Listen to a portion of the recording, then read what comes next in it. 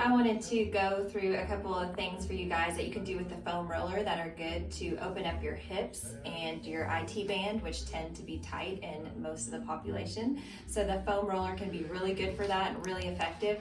It doesn't take that long at all. So I'm going to just show you 3 different ways that you can use it to stretch those things out. So first we're going to start with your quad muscles.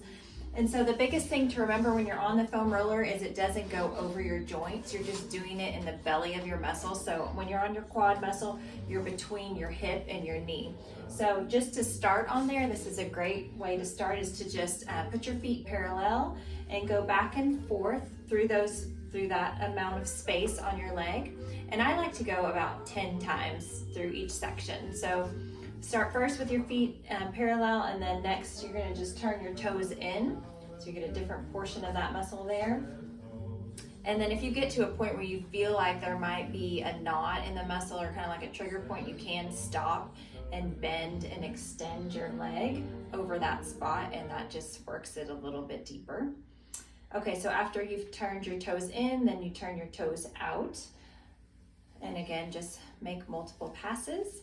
So that's really going to work the entire bulk of your quad muscles there. And next we're going to go to your IT band. So you just roll to your side.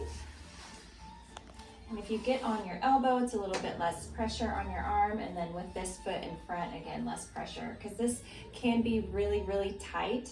But I promise the more often you do this, the more you'll notice a difference. It gets easier and less intense. So yeah, on this one, you're just, again, staying between your hip bone and your knee over the bulk of that muscle there. And then if you get to a point that you feel that trigger point, you can bend and extend that bottom leg that's on the foam roller there. If you want, you don't have to do, that's bonus. Okay, and then the third one is just your piriformis muscle. So you're gonna sit on the foam roller and cross your leg over like you're just doing a piriformis stretch.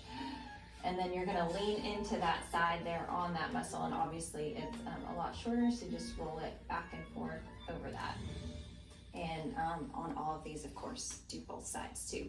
So just a quick like 5-10 minute session of going through these few things can be really helpful to open up your hips and your knees. So I hope you guys can do that at some point soon, and have a great day.